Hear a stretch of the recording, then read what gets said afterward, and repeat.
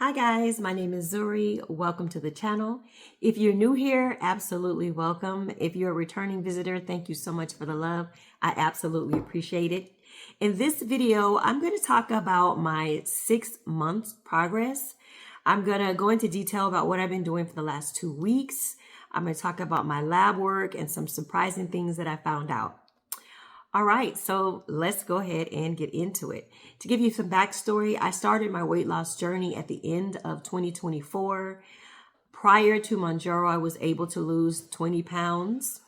I started Mounjaro in January, and my total weight loss during this time, drum roll please, has been 52 pounds. So I have thyroid disease, I have type 2 diabetes, and I most recently have been thrust into menopause. So I have all of these reasons why my weight loss should not be happening, but I'm thankful that with the help of Mounjaro and making some changes in my life, I continue to lose weight. So when I started the journey, I was 198 pounds.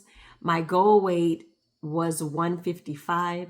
So I was able to reach 155 at around mark number 4, I think 4 months. I was able to get that. However, I continue to lose a little bit of weight, but I was thinking that I was going to go into maintenance. And I made an appointment with my doctor to discuss titrating down. I'm on 7.5 right now.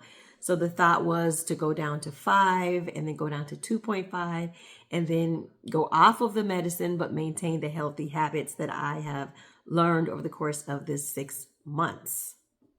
Okay. So my current weight is 146, and I've continued to lose about a pound a week since I made my changes. And for me, that is very good. I'm really proud of myself. I've experienced some muscle wasting, so I had a lot of saggy arms. My legs are toothpick legs. If you're watching the previous videos, you see I have Ozempic butt, have any butt at all. So I've been working on building muscle, and so I've been incorporated strength training and lifting weights all at home. So I'm having success with that, which I'm excited to see that once I incorporated that, I started to move down in the scale and I'm building muscle. So stay tuned to see how that goes. I'm trying to get me some abs, but as of right now, they're nowhere in sight. I don't know how long it's going to take me, but I'm working on getting muscle in my arms, building muscle in my legs, and trying to better define my waist.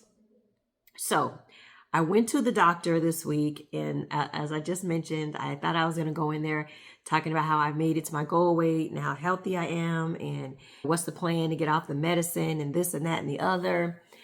And what I found out from my doctor, unfortunately, is that I am still overweight. I'm so surprised.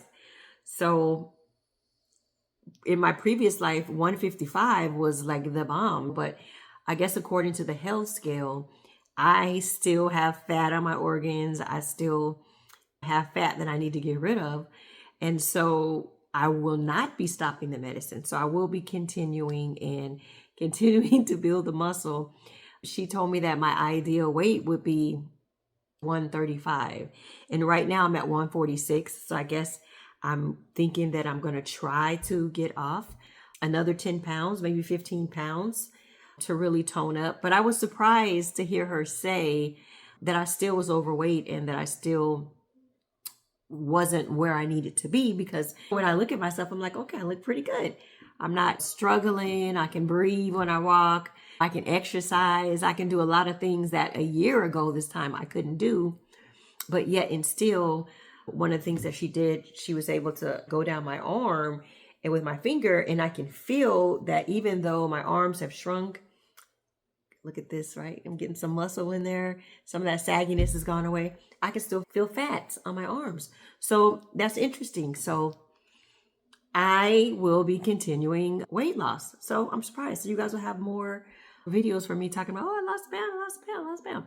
But the great news is with incorporating strength training and adding the weights and stopping the aerobic exercise, I still managed to lose a pound a week. So I am down 2 pounds since my last video I did, which was about 2 weeks ago. By the time you see this video, it'll be longer than that because it takes me a long time to edit videos because I'm not a techie. But by the time I would have lost 2 pounds, which is really great for me because at one point I was just recycling the same pound or not losing anything. So the fact that these changes that I implemented have helped me to continue to lose weight, it's great. So I say to anyone who is at a weight loss stall, take some of the tips that I've put out there because it absolutely will work. I'm trying the things myself and I am continuing to lose weight, and I wasn't planning on losing weight. So that was a surprise. But now that I know that I need to lose weight, I'm still going to continue, and hopefully I'll continue to progress and get down to 135. Isn't that interesting? You go to the doctor thinking you're about to say, they're going to tell you, good job, you're doing really well, and blah, blah, blah. But to find out you still fat, even though you don't look like it, what they call it, skinny fat. So I got a long way to go. All right, a couple of more things to add on. So all of my lab work was great except my A1C. I sabotaged myself a couple of months ago. I went up to the 10 and the 10 was extremely too strong for me. So I was being hypoglycemic and I just felt like I was going to faint all the time. I just felt like my sugar was just gone. So I was eating a lot of sweets and candies and stuff. I was keeping them in my purse, trying to keep my energy up. And I did that for about 2 weeks before I end up getting the monitor and then getting the medicine to go down to 7.5. So she did say if I flushed in a week to 2 weeks with a bunch of sugar and candies or whatever, it could mess up my A1C. So my previous A1C was 5.7, which was considered to be well managed if you're diabetic. But this most recent one that I did was 5.9. So it went up, and that was a surprise. Another thing I've done in the last 2 weeks is I had a mammogram done, and that was very different because of all of the the fat that I had in my breast that's gone. It was a lot easier. I know before I used to just be all up in the machine and it would just be hurting and it was just uncomfortable and miserable. This time I was in and out, no issue. So that was a non-scale victory there. Let's see, is there anything else that I need to cover? So I am just going to close it out by saying I continue to lose weight. Good job.